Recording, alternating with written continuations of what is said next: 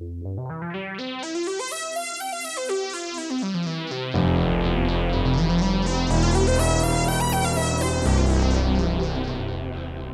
and welcome.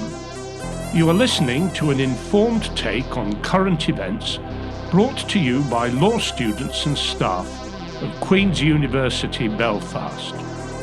This is LawPod. Welcome to LawPod, and my name is Sherlly. I am here with Professor Daithí Mac Síthigh. Daithí, can you tell us a little bit about yourself, please? Sure. I joined Queen's University Belfast in September last year as the first Professor of Law and Innovation. I work in the area of media law, law and technology. I teach courses at the university in those fields, and I have a particular interest in how the media industries are governed and regulated. So in that context, I've recently contributed a blog post to the law school's Brexit Law NI on the topic of broadcasting and Brexit. And I know you have a book out. That's right. Medium Law is my book on differences between media technologies, I guess, and it was published by Routledge last year. Okay. So Daithí, today we're talking about broadcasting and Brexit.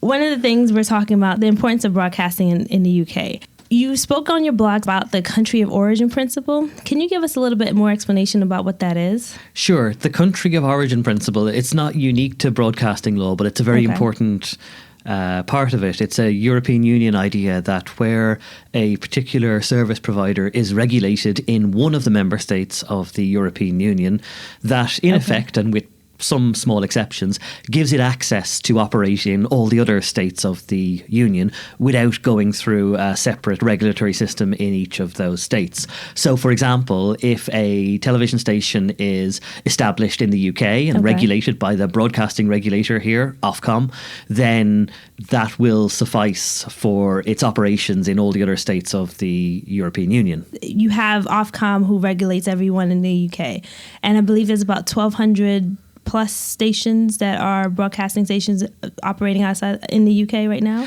That's right. In terms of television, it's well over 1,000, and that's by far the largest number of providers in the European Union. So the UK has been very successful in attracting broadcasters from around the world to set up their base in the UK and therefore be regulated by the UK broadcasting regulator, Ofcom. Many of those channels are in other languages, are operating in one or more member states of the European Union. And that's possible because in 1989, the then European Economic Community adopted the Television Without Frontiers directive.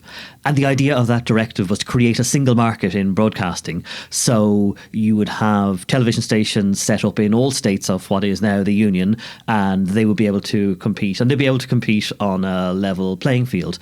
All the national systems had to follow some common European rules. But then there's also the option for national regulators to add on certain rules of their own. And if you're, for instance, a television station from the United States trying to break into the European market, what you want to do is follow one set of rules. And for many international broadcasters, the choice was made to go by the rules of the United Kingdom. Brexit is going to mean that the UK no longer follows the EU rules, and so the union rules aren't going to apply. How does that affect broadcasting? The ability of broadcasters to operate across the European Union depends on them being established in one state of the Union.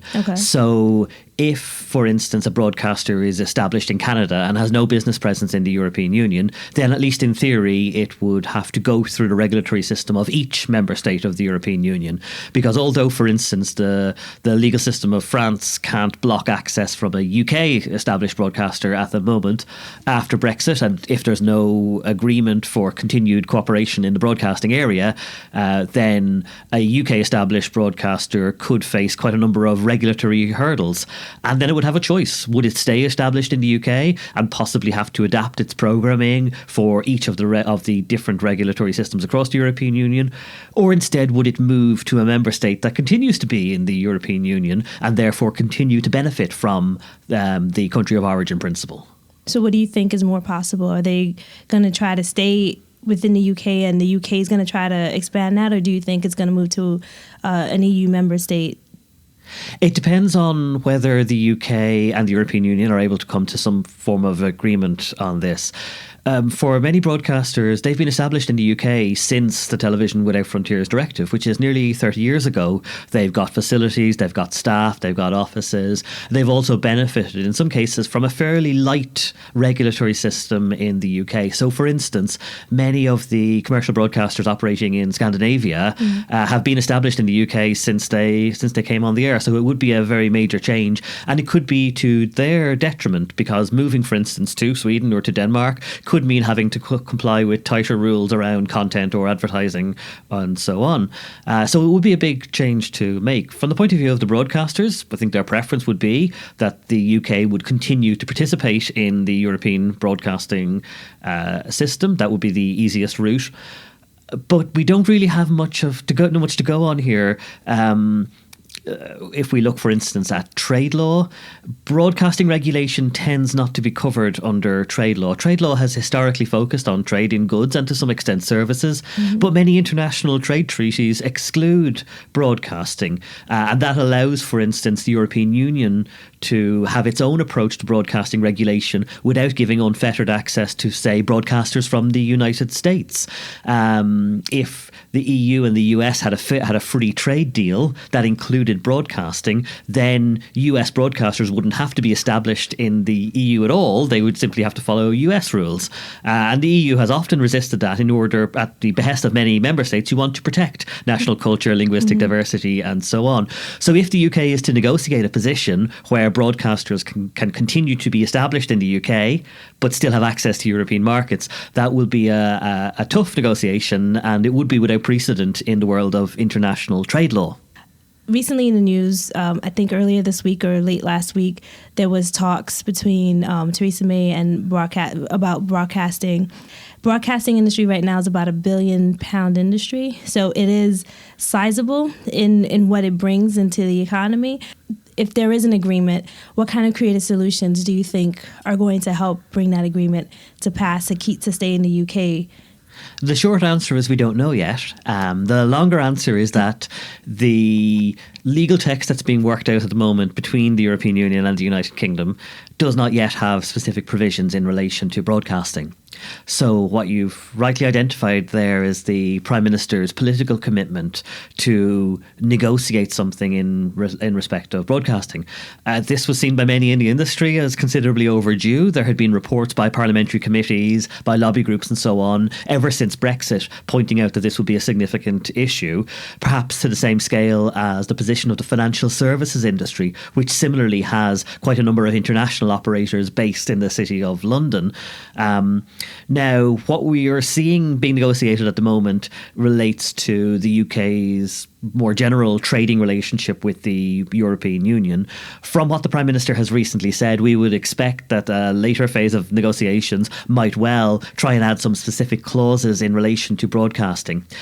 Perhaps a template for this is the way that the related question of intellectual property is being worked out, because the area of IP law is an area of quite significant European integration. You can apply, for instance, for a trademark that operates across the European Union, and the way in which the UK trademark system would interact with the EU trademark system is one of the topics currently being negotiated. So certainly that's the way it might well go.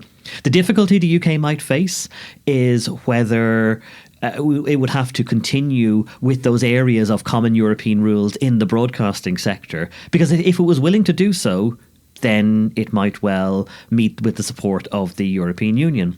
On the other hand, if the United Kingdom wanted to take advantage of Brexit and perhaps depart from some of those European rules, then that would be something that would have to be negotiated. Like so many issues of Brexit, there's the trade-off between continuing with the same rules we've had so far, which has the advantage of allowing for good trading relationships, versus perhaps in minds of some what was the point of Brexit, which was the ability to adopt new rules. And the further those rules go away from the existing European rules, the harder it may become to negotiate market access in an area such as broadcasting or indeed other service areas. I'd like to go back to your first point, and you talked about the language and the linguistic barriers that people would face or organizations would face if they do leave the UK. Daithí, given the border between Northern Ireland and Ireland, what are the implications for broadcasting in general in Northern Ireland? And in particular, what are the implications of the Irish language being broadcasted in Northern Ireland? This is a really intriguing question. One of the issues that's on the table in the current negotiations, of course, is whether Northern Ireland would continue to have some form of regulatory alignment with the European Union. And that's primarily being debated in relation to trade across the border with the Republic of Ireland. If that regulatory alignment were to include broadcasting, that would be very significant. At the moment, it seems quite unlikely because broadcasting is an area that so far has been reserved to the United Kingdom level. It's not an area that's ever been devolved in Northern Ireland or indeed in Scotland or in Wales, with some limited exceptions, as it happens in relation to language. So the National Assembly for Wales has some control over Welsh language broadcasting. But by and large, as in many federal states around the world, broadcasting is something that the top level of government deals with because it's something that operates across a number of different territories. So it's not something that has been suggested so far in the Northern Irish context. It's a really interesting idea. If, for instance, a broadcaster based in Northern Ireland had some form of special regulatory status as compared with broadcasters based in England, that would be a real opportunity for Northern Ireland. Now, there's a second point in what you said, which I guess more directly concerns the question of language and cross-border broadcasting. The fact that the Irish language television network TG Cahir, which is established and regulated in the Republic of Ireland, but is capable of being received and indeed is rebroadcast in Northern Ireland. That was a very important development, indeed on foot of the 1998 Belfast Agreement, and the cooperation between the UK and the Republic of Ireland to make the reception of television channels, including Irish language television, possible. That was quite a big deal. Now that actually depends in part on the European Union systems, because broadcasters of any language that are based in the Republic of Ireland, of course, can benefit from the country of origin principle and don't face regulatory hurdles when they are rebroadcast in Northern Ireland or indeed in any part of the United Kingdom. Certainly, that disturbing an issue like that was not the intention of Brexit, but as in so many cases in relation to Northern Ireland, these issues arise at a much later stage. They may have been flagged by people in relevant industries or indeed based in Northern Ireland, but there was very little discussion at the UK level of what the implications might be for many cross-border relationships. And indeed, the question you've highlighted of Irish language broadcasting is a good example of what might seem in Brexit terms to be a very small question, but for those affected is actually quite significant. It is interesting that a lot of things, and like you said, a lot of things that come out as the negotiations go through either was pushed aside or not thought of in true depth until you actually have to negotiate about it. And I think March 2019 is deadline for Brexit, and it looks like at this stage there'll be some form of transitional arrangements which at least buy a little bit of time, because many of the issues that we're talking about today in relation to, I suppose, what might be considered conventional television broadcasting, they do also arise in the broader online and e-commerce context. At the moment, many international tech firms are based in the Republic of Ireland. By being regulated in the Republic of Ireland, they have ease of market access to the United Kingdom as well as to the rest of the European Union.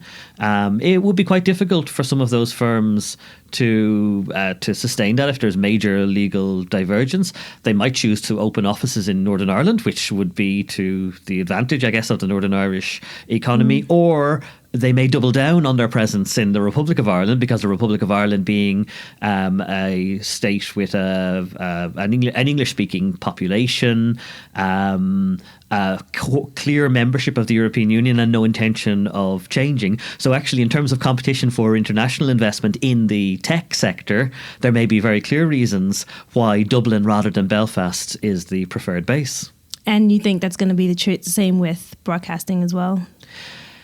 It could well be. I mean, there hasn't been a long record of international broadcasters setting up in the Republic of Ireland as compared to the United Kingdom. The UK has done a terrific job over the last 3 decades of making itself the base of choice for broadcasters from around Europe and indeed from around the world.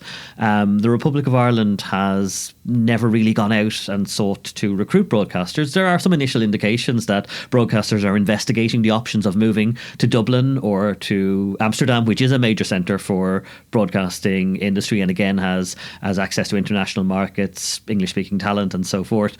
But in so many areas, it will depend on what the negotiations get to, because if the UK agrees to continue to take part in the European broadcasting regulatory system, then there may not be a need to do so. But in other areas of the tech industry affected by things like data protection law, we already see the UK trying to stay aligned with European systems so as to avoid that flight to Dublin or elsewhere. The growing practice in the European Union is that you're regulated once according to common principles. That is seen as a much more durable investment, and it's also a way of creating a European market rather than setting up 27 or 28 separate offices all following different rules. That's been a key part of the project of European integration, and the tech and media industries are certainly no exception. In fact, in some cases they stand to benefit, because if you're doing business online, then you already have the potential to access multiple markets from a single base, and it would rather seem to cut the legs from that if you then had to go through separate legal systems for a service that doesn't actually require a physical presence in all of those states. Let's go back to the money a little bit. Sure. So I'm Dublin, and tech industries and broadcasting industries have come into me and said, you look like a possible choice. We're going to leave. I don't want to keep it in the UK. I think London has had its chance. What is the UK's response to that? Well, if the UK, do they have a response to that? Do they have anything to say, all right, so this is my creative solution. Theresa May hasn't come up with this, but this is Daithí's creative solution. What does that look like? The major selling point for the United Kingdom for the broadcasting industry would be the available expertise and talent. The UK has very strong creative industries. It has, not just in the broadcasting area, but all the other things you need to support a television service, from the technical side, from the editorial side, and so on. That's always been a strength of the UK by European standards. So the argument would be that if you move to another jurisdiction, you might have a regulatory benefit, but you're still going to have to recruit staff, build facilities, and so on. Much of this actually comes down to economies of scale. So if you are, for instance, a large US broadcaster and you operate, as in the case of, say, Discovery or MTV, you operate 20 or 30 different services for different markets and languages and variants and so on. What they've tended to do is build a big shed somewhere near Heathrow Airport and do all of the work there so that you can share technicians and satellite facilities and so on. So the UK would say, well, look, these facilities are there, they're well run, they've been well supported, you've got access to everything you need. Why would you give that up? The difficulty for that strategy, I guess, is it would still depend on the willingness of EU member states to accept broadcasts emanating from the UK. If, for instance, each member state treated a UK broadcaster as a foreign broadcaster, instead it had to comply with a different set of rules or had to pay a licensing fee in order to be rebroadcast in that state, or any of those possibilities. There's very little the UK could do about that other than go back into trade negotiations. So that's something else the UK would have to say to broadcasters, that the UK will negotiate for market access on behalf of UK established broadcasters, wherever the world they may have come from or whatever language they may be operating in.